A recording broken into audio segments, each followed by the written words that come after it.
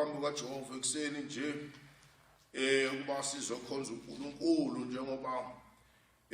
izolo kusuku olungcwele likaJehova besidumisa uNkulunkulu kulesi sikhathi esikuso esibekwe kuso umbuso wakulomhlaba ulevel 3 esikuona njengoba kungahlanganwa emathempeleni ukuba kukhonzwe uJehova uNkulunkulu kepha sinenhlanhla ngoba abaholi bethu bafundisa bantu baNkulunkulu kuba umuntu abambisise lokho akufundiswayo njengoba sivuselelana ezindlini zethu njengoba usuku lwezolo bekusuku lesabatha kanjalo ukuba singabi namahloni ukuba senze lokho esakufundiswayo khona ezindlini zethu ukuba kanjalo makhona umnumzane wekhaya yena uyakubamba inkonzo makungekho umnumzane ikhona indodana manje makungekho-ke owesilisa khona loyo khona noma umama noma engagcotshiwe kodwa ngoba uyayazi into ayifundiswayo ukuba kanjalo naye avuselele lokho ukuba makusuku uyakhonza siyadumisa ezindlini zethu. Haleluya. Ilokho-ke namhla-ke kusuku lokuqala lwesonto sizovuselelana ekuseni emphefumulweni yethu ukuba sizokhonza uNkulunkulu njengoba kwaqiniswa lokho abaholi bethu ukuba manje kulotshiwe ukuba manje uma-ke sithandaza sime endaweni okuyiyona yona uJehova ayilethayo njengoba nenkosi yethu uJesu yaqinisa indaba yokuthandaza. Haleluya. Iqinisa indaba yokuthandaza uJesu manje ethi kubafundi bakhe 21:39 Luka ethi lindani nikhuleke khathi zonke lokhu nifanele ukuphepha konke kuyokwenzeka emizini yokuma phambi kwendodana yomuntu washumayela lokhu ngesibindi manje efundisa ukuba kanti ukukhuleka yona nto eyakusenza ukuba sinqobe noma yilingo nenhlupho ezikhona emhlabeni kepha ngenxa yemfundiso leyo uJesu ayiqinisa lo moya ingcwele usitshele lokho bazalwane. Haleluya. John 11:7 waphuma emva kwalokho wathi kubafundi bakhe asiye eJudiya. Abafundi bakhe bathi Rabi, lokhu abaJuda besandifuna ukuba bakukhande ngamatshe manje usabuyela khona futhi na? Manje umbuzo lo manje uJesu yabaphendula uthi uJesu kubona awekho inamahora 12 emini manje umuntu ehambe emini akakhubeki ngokuba ebona ukukhanya kwalomhlaba kodwa mayihambe ebusuku uyakhubeka ngoba kungekho ukukhanya kuye. Washo lokho emva kwalokho wathi kubona manje wathi kubona uLazaro umhlobo wethu ulele kepha ngiyakuya kuba mvuse. Abafundi bakhe bathi Nkosi, uma elele uyakusinda na? uJesu wakhuluma ngokufa kwakhe kodwa bona bathi wayekhuluma ngokulala ubuthongo. Khona uJesu wathi ube ephimisela uLazaro ufile ngoba ebona ukuba abayiqondi le nto ayishoyo. Manje bethi uLazaro ulele, manje umhlobo wethu ulele, ngiyayo ukuba ngimvuse ngoba sifundiswe lokho ikholwa elidlulileyo emhlabeni akushiwo ukuba ilifile noma odlulileyo emhlabeni asisho ukuba ufile. Manje sithulele ngoba uyathathathwa iswe lapha kwabalelekho ukuba yobekwa khona noma yolondolozwa umzimba wakhe ngoba sikholelwa lokho ukuba umuntu bayelele usuke sayovuka. Manje lokho-ke silapha-ke ukuba sizoqinisa lokho bazalwane ukuba asihlalele ethembeni elinguJesu Kristu njengoba eqinisa lokho ukuba uLazaro umhlobo wami ulele kepha ngiyakuba ngimvuse ekhuluma ngokufa uqobo lwakhe. Haleluya. Manje kuthiwa-ke uJesu waqhubeka manje ephimisela manje wathi ngiyajabula ngokuba bengingekho ukuba nikholwe ukuze asambeni. Manje kuthiwa-ke manje uMarta esezwile manje ukuba uJesu weza wamhlangabeza uMaria wahlala emzini uMartha wathi uJesu Nkosi ukuba bewukhona lapha umnewethu ngabe akafanga kepha ngiyazi namanje uJehova uyanginika lokhu okucelayo. Manje uJesu wathi kuye umnewenu wovuka. uMartha wathi kuye ngiyazi uyavuka ekuvukeni ngomhla kuphela. Wathi kuyena mina ngikuvuka ngikuphila okholwa yimi noma efile uyakuvuka. Haleluya. Asikholweni bazalwane, asikholwe uJesu Kristu ukuthi noma ufika ukufa kepha simile ethembeni kuba siyawuvuka ngalolo suku lokukhala kwecilongo. Njengoba kuthiwa icilongo liyakhala, bonke bayawuvuka abaliswayo lelo cilongo elokhala lokuqala. Sikhulekela lokho kuba uJehova akasimise ukuba sime kulokukholwa, singahlehli kukho noma ngabe sehlelwa intoni esehlelayo, njengoba sisesikhathini esinzima. Bazalwane benkosi, sisesikhathini esinzima njengoba sehlelwa ukulingwa manje emhlabeni, kepha sithemba uJehova uNkulunkulu wamabandla ukuba angeke asishiya kuphela kubekezela, ngoba siyabona ukuba umhlaba isikhathi esikuso bazalwane benkosi umuntu nomuntu uyaqiniswa ukukholwa kwakhe. Umuntu nomuntu uyaqiniswa ithemba nalo, ngoba sinalo ithemba thina ukuba khona uNkulunkulu kamqalisi, ukhona uNkulunkulu engceku. Manje masimile eqinisweni lakhe senza ukulunga,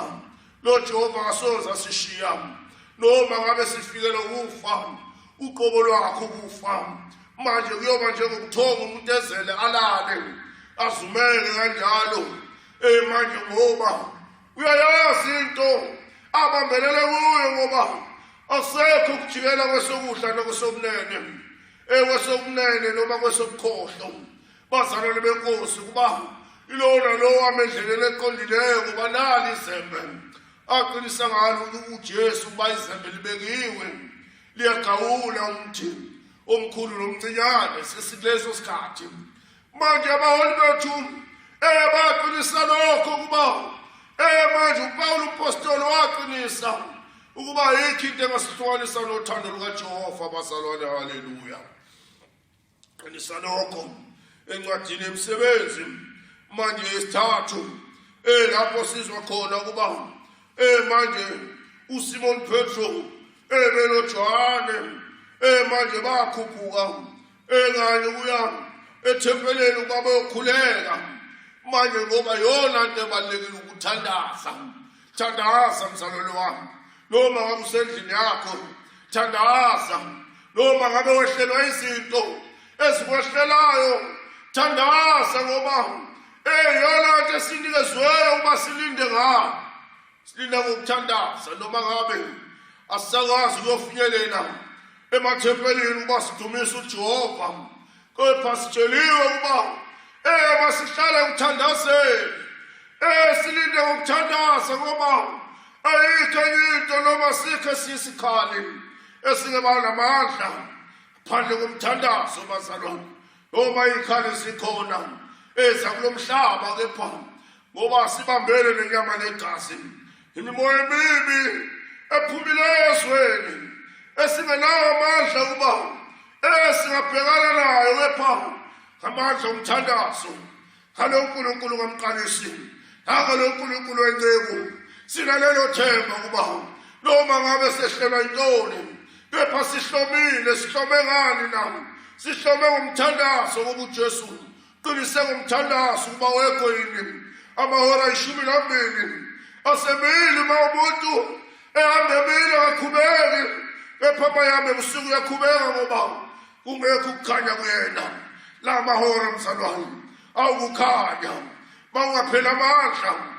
noma ubona kufiwa ngapha nangapha, mawungaphela amandla kuphela zibuke wena yakhe indlela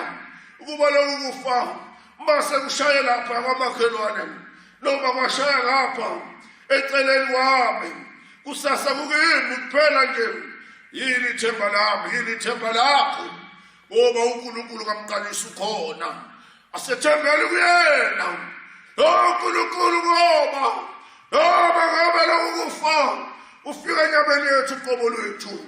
kepha sithemba uJehova kuba sekulungile ukuba siye khona lapho esathenjiswe khona leli ivangeli elishiyelwayo esiliqinisayo kini labazalwane ukuba hayi ningapheli amandla qinani zikhona iguqo qinani bazalwane lapho lifuna khona uJehova iziguqo khona kuzila ukudla beka imithandazo hora 12 kuba sikwenze konke njengomyalo esawufundiswayo bazalwane haleluya qinisa lokho bazalwane benkosi Petro noJohane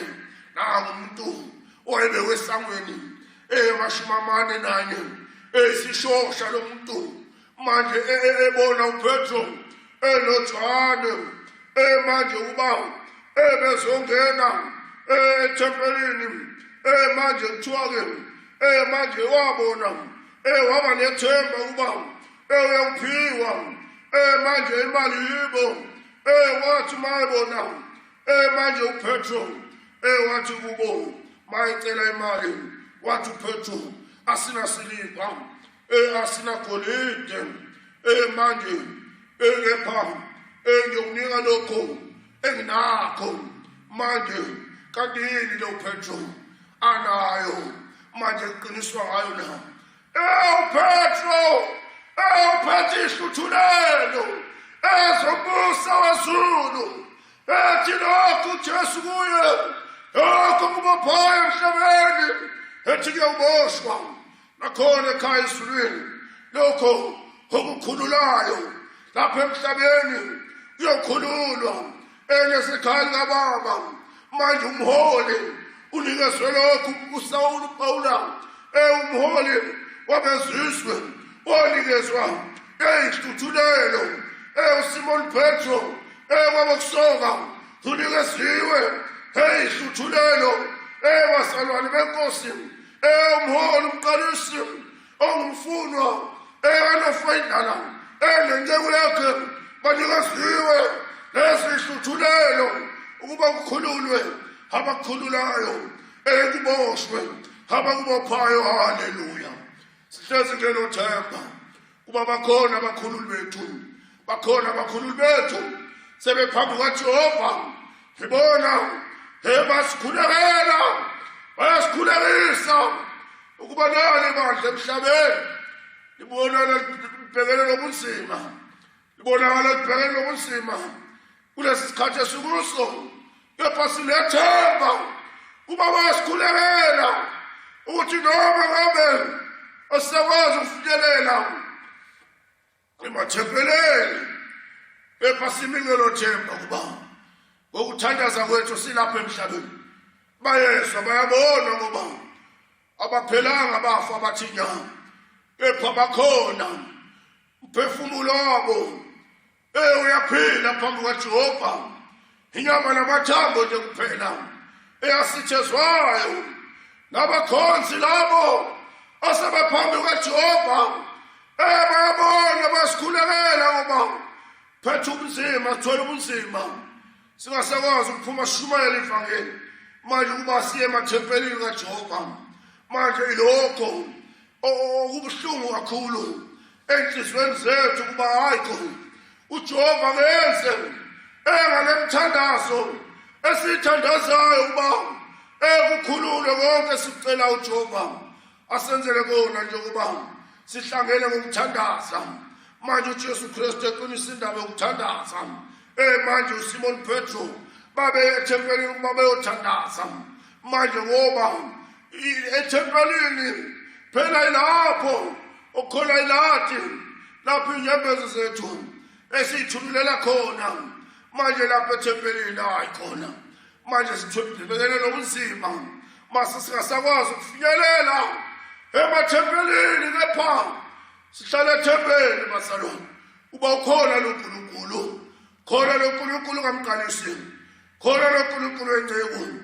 esithemba kuyena abahlele emthandazweni bazalwane haleluya manje lindani khuleke ngekhathi zonke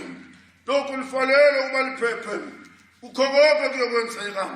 siyokuma phambi kwendodana yomuntu manje sizwa lapho ukuba kanti kukhona ukuyoma phambi kwendodana yomuntu na yebo khona ukuyoma phambi kwendodana yomuntu kepha kuyokuma ngiphatheni ngoba into efunekayo imsebenzi yokukholwa msebenzi yokukholwa bazalwane msebenzi yokukholwa manje ukuba sithandaze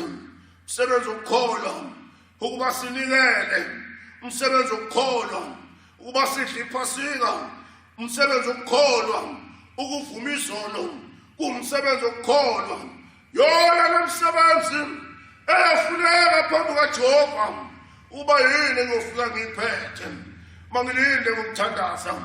phambi kwaNkulunkulu kuze kufanele ukuphepha kukho konke kuyokwenzeka ngize ngiyokuma phambi kwendodana yomuntu bazalwane haleluya manje shumayela Luka 18 manje shumayela imfanekiso manje ethi kuye nganikhuleka ngekhathi zonke ningayeki wathi kubona kwakukhona emzini othile umahluli owayengamesaba uJehova engahloniphi umuntu wayekhona nomfelokazi kulowo mzi manje weza kuye ethi ngizwele etheni sami kwaba isikhathi manje lo mahlule engavumi kepha ngasemva kwesikhathi wathi enhlizweni yakhe noma ngamesaba uJehova ngingahloniphi umuntu kepha lokhu engikhathaza lo mfelokazi manje ngiyakumzwela funa ngiqede ngokuza kwakhe njalo njalo haleluya ithi inkosi ke izwani lokhu akushoyo lo mahluli ongalungile uJehova akubezwela yini abakhethwe bakhe abakhala kuye emini nasebusuku noma bebekezela kade na engithini na uyakubazwela emasinyane kepha ndodana yomuntu okufika kwayo eyakubafumanisa ukukholwa emhlabeni na haleluya hayi njalo basarele benkosi khuluma amazwi ajulile inkosi manje ikhuluma ngomahluli ongalungile owamesaba umuntu owamesaba uJehova ongamhloniphi omunye umuntu abaholi bethu basifundise lokho ukuba hayikhona asimesebani uJehova asibahloniphe futhi abanye abantu kepha uyilona phuzu elikhulu kakhulu lo mfelokazi wayeza njalo njalo ezokhala nje ngento eyodwa thawo ngicela ungizwele mahlule sitheni sami kuyisikhathi engavumi kodwa akaphelanga amandla lo mfelokazi akayelanga ukuzoqinisa phambi kwamahluli kangakanani mina nawe inkosi yami uKristu Jesu yakufela phambanweni abaholi bethu besikhombe yona beqinisa indaba yokuthandaza ukuba kanti mangikhale kuyena uJesu Kristu khuleke kuyena lo nkulunkulu ngoba uyena ungizwela mangingayeki bazalwane benkosi uma sisinetha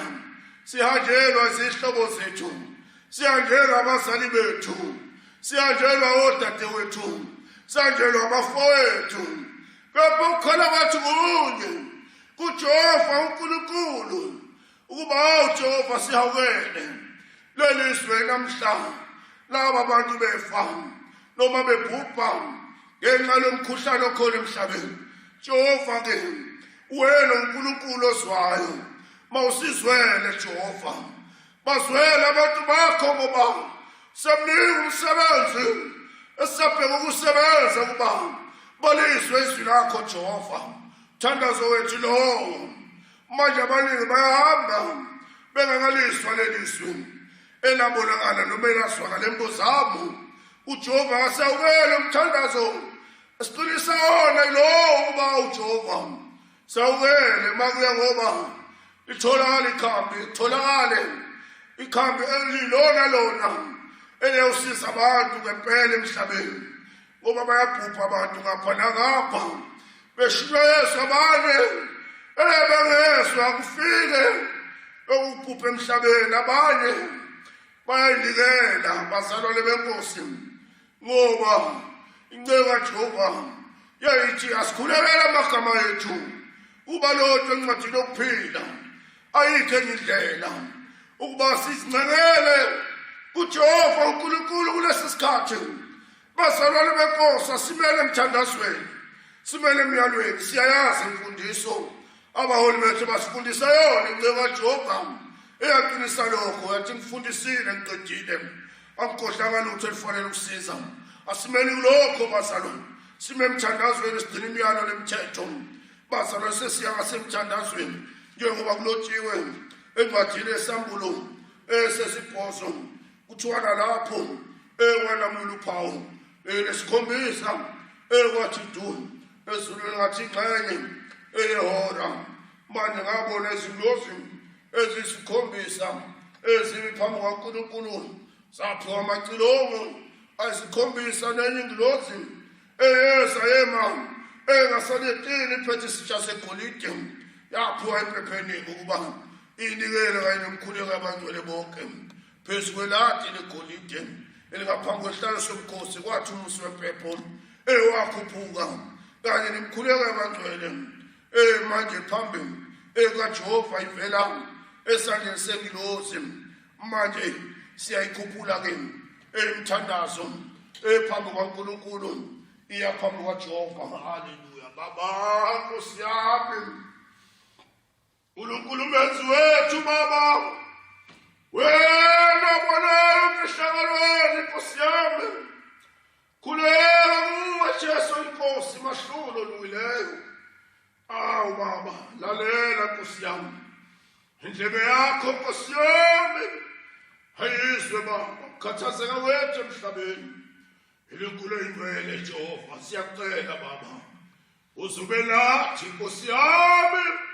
uze ungasishili baba sikhathini sikuso Nkosi yami uNkulunkulu sidinga wena baba sikhathini sikuso sidinga amandla akho Nkosi yami uNkulunkulu uyiwona haya usiqinisa baba Nkosi yokulunga Jehova mahlulo luleyo wena walingayo emthini Nkosi yami uNkulunkulu laphalala igazi lakho Jehova Nkosi yami baba khuleka kuwe ekuseni nje Nkosi yami uba uzube nathi Nkosi yami uNkulunkulu engcwele usiphe amandla Nkosi yami usiphe uthando baba siphe amandla ukubekezela Nkosi yami ukuba siqine kuwena Jesu inkosi lalela uNkulunkulu wena baba owabonakala kwembozama Nkosi yami lapho wakhuluma khona nomholi umthuma uNkulunkulu engcwele njengoba wenza kuMose awu Jehova wena uNkulunkulu ozwayo uNkulunkulu olalelayo khuleka kuwe Nkosi yami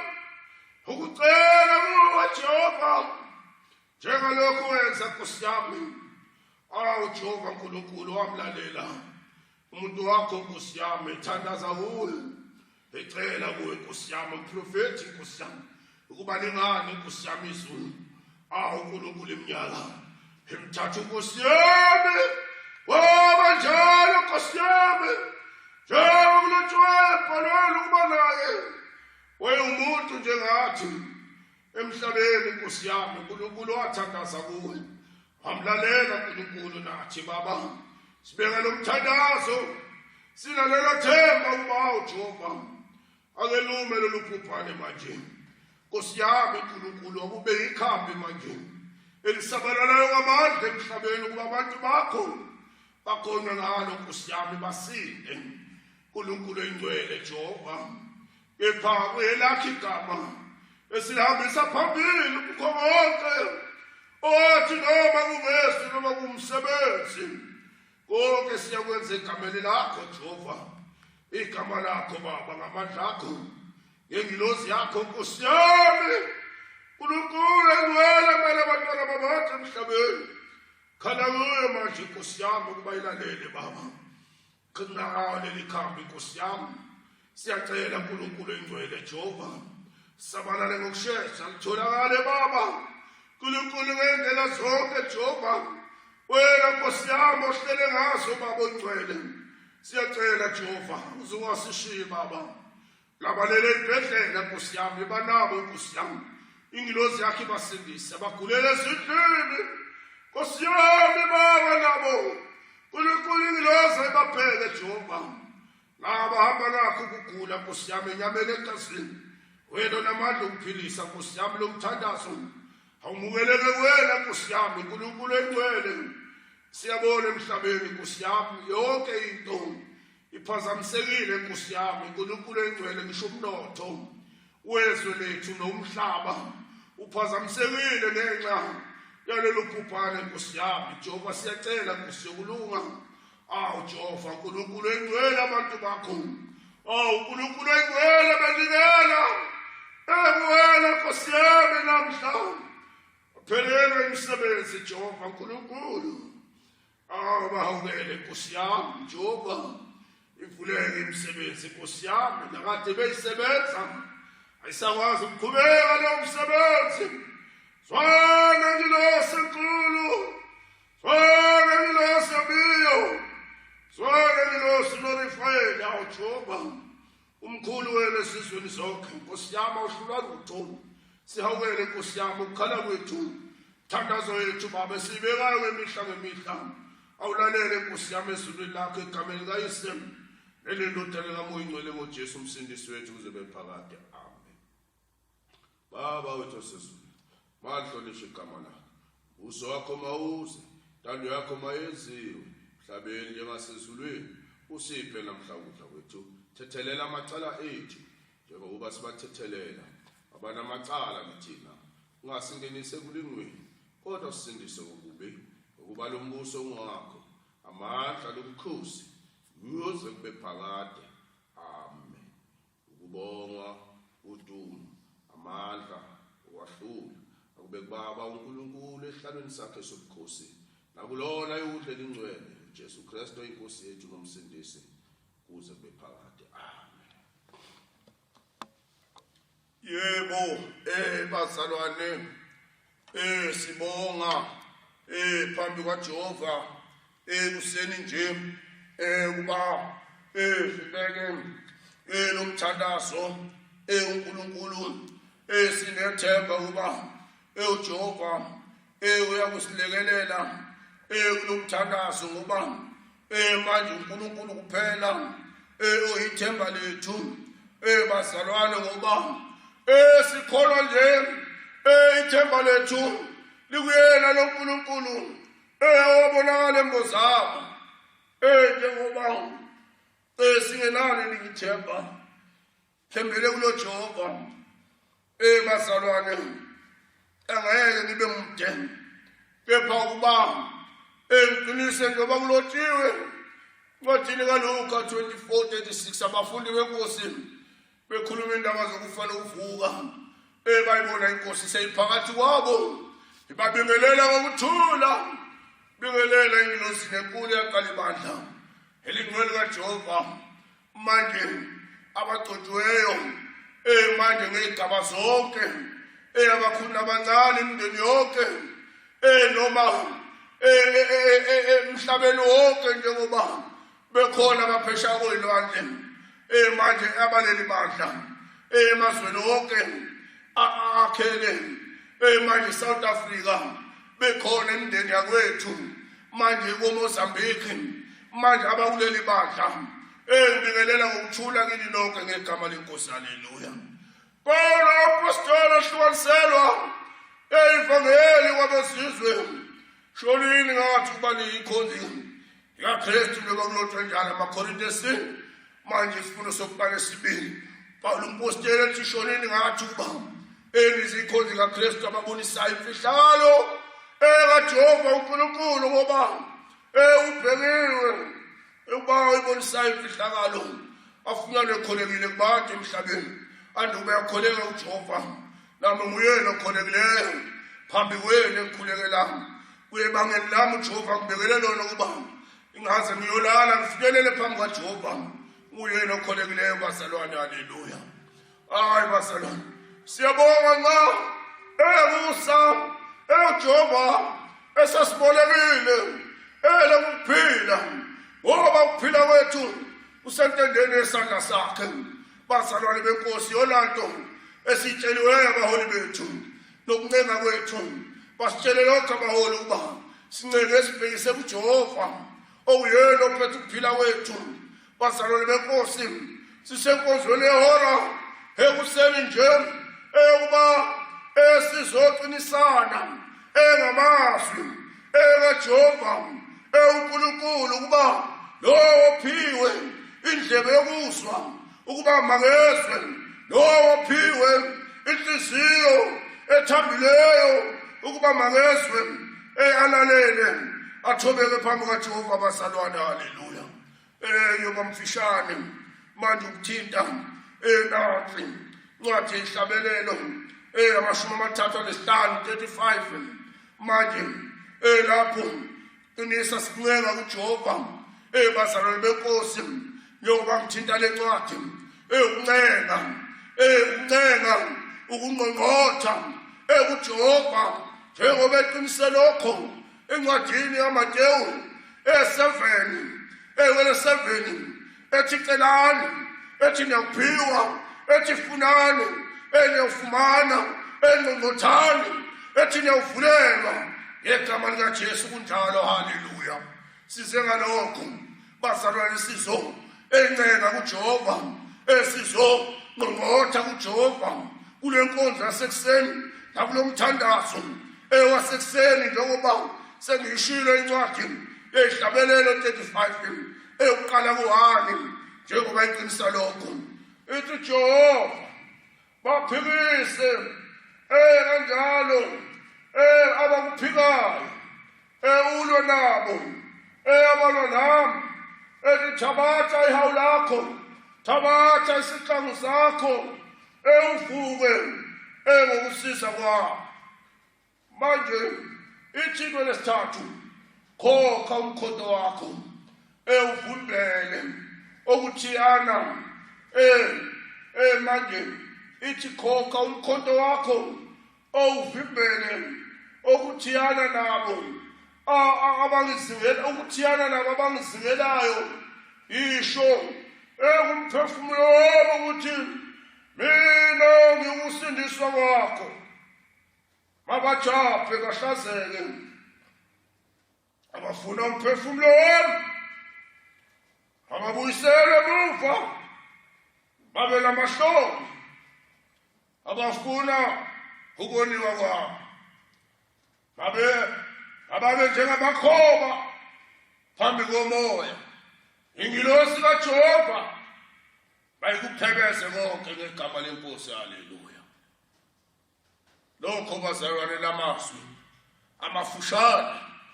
kuba singqongqotha kuyena lo Jehova, kuba ngabe usiza kwethu fule mphefumulo njengoba nali igciwane liphumileyo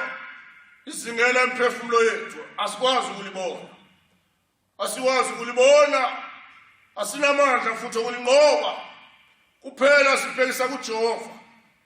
kuba ngengilosi yakhe akaliphebeze, lolu bhubhane akaliphebeze uNkulunkulu simkhonzayo, ngoba uNkulunkulu oswayo, uNkulunkulu olalelayo, ondlebe yakhe ayilithuthi ukuba izwe. Lo Jehova ongalo yakho noma osandla sakhe asifikeziwe ukuba sibesindise. Kunjalo bazalwane, sinalelo themba ukuba uJehova akasenzela umsa, ayithumelele ngilosi ukuba kube yona iyongena imizi nemizi yabantu bakho Jehova. Ngene umuzi nomuzi yabantu bakho bakhonywe ngezwi likaJehova, bakhonywe ingilosi Jehova endaweni zonke la kumenyezwa khona igama lakho Jehova akubeleki losi ke sicela kuwena Nkosi ukuba kube uwe Jehova umsa wakho omkhulu nangothando lwakho owasithanda ngale Nkosi wasipha umoya ingcwele owaqinisa ngawo uba kade ngangilitshela elithi nifuna umkhululi uthi usewumthumela umkhululi umoya ingcwele sinalelo themba ke phambi kwaNkulunkulu sizothandaza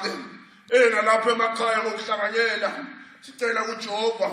uNkulunkulu Baba olungileyo Jehova ungabonwayo khuleka ebusweni bakho uba Nkosi yami ngalelizwi elifundiweyo namhla sicela sinxusa sicela Baba sikhuza Nkosi yami sibabaza Baba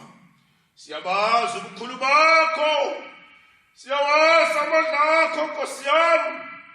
uba ukho la uhluleka khona wena Nkosi yami siyacela uNkulunkulu engcwele sihawukele Jehova siphilise Baba nezwe lokho Baba nezwe lonke uNkulunkulu siphilise Baba abantu bakho Nkosi yami emhlabeni sikhungathekile Nkosi yami singenawo amandla ukuyifikela nokuyiphephisa Nkosi yami epha wena kuphela Jehova ngengilozi yakho ngasisindisa wena kuphela ngengilozi yakho ongasiphephisa Baba wena kuphela ngengilozi yakho ongasiholele kulungele Baba noma ngabe ifa lisenyameni Nkosi yami noma ngabe siyadlula kulomhlaba Nkosi yami lokho waqinisa lokho inkosi uDavide wathi ngiyakhetha kunokuwela esandleni somuntu khetha kuwela esandleni sakho Jehova kunjalo uNkulunkulu engcwele noma alisafinyelelanga lolusindiso lwekhambi Nkosi yami empilweni zethu noma sithathathwa yikho lokufa okukhona emhlabeni Nkosi yami sekulungile Baba kuwe ungesolo wena Jehova ngoba konke kuhleliwe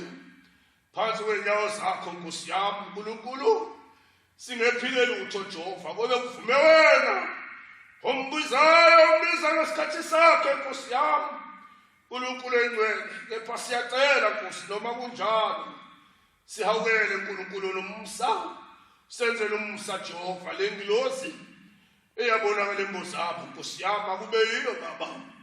phambi komso bakho Nkosi eyawungena iphuma kubantu bakho faka umgomo ongewona umgomo kulelizwe okumgomo wasezulwini Nkosi yami bonke abanophawu lakho Nkosi yami abathemba kuwena nababambelele kuwe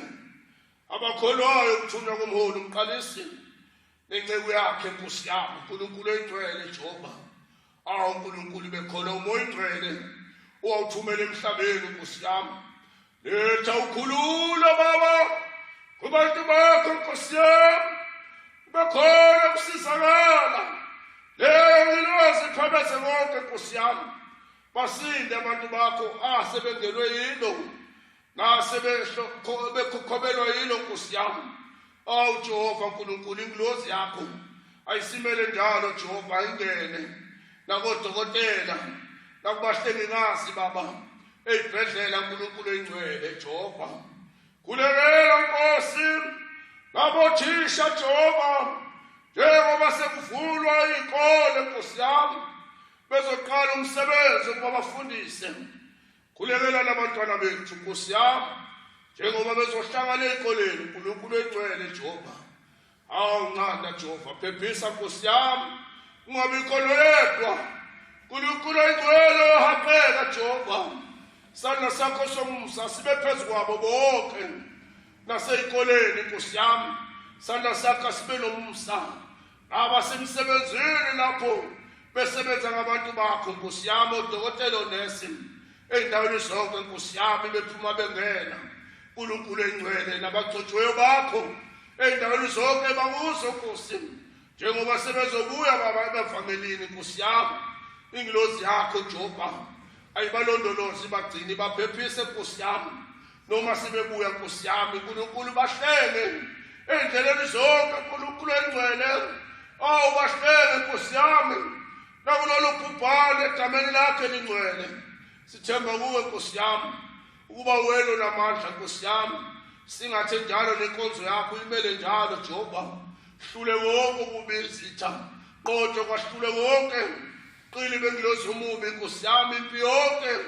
esibhekene nayo ingilozi yakho esimele siyelethemba igama lakho Nkosi uphethe ukuphila wena uphethe ukusindisa uphethe ukuthethelela ilelo gama esilishumayezayo emhlabeni sizayilalela ingilozi ezulwini lakho ngeJesu Kristu inkosi yethu kuze bephakade amen. Baba wethu sezulu solishe igama lakho uso wakho mawuze ntando yakho mayisi mhlabeni njengasezulu siphe namhlanje sithethelela amacala ethu njengoba sibathethele bana amacala kithi ngasingenise kulingweni kodwa sindise ukuba umbuso wakho amandla nobukhosi kuze bephakade amen. Ngibonga ubukhosi udumo namandla kube kubaba uNkulunkulu ehlalweni sakhe sobukhosi nakulona yonke umsindisi wethu Jesu Kristu inkosi yethu manje kuze kube phakade. Busisa Nkosi yami abantu bakho abalizwileyo izwi lakho baze babusiseke Nkosi yami uNkulunkulu baphilise lifinyelele endaweni zonke egameni lika Jesu Kristu inkosi yethu bephakade.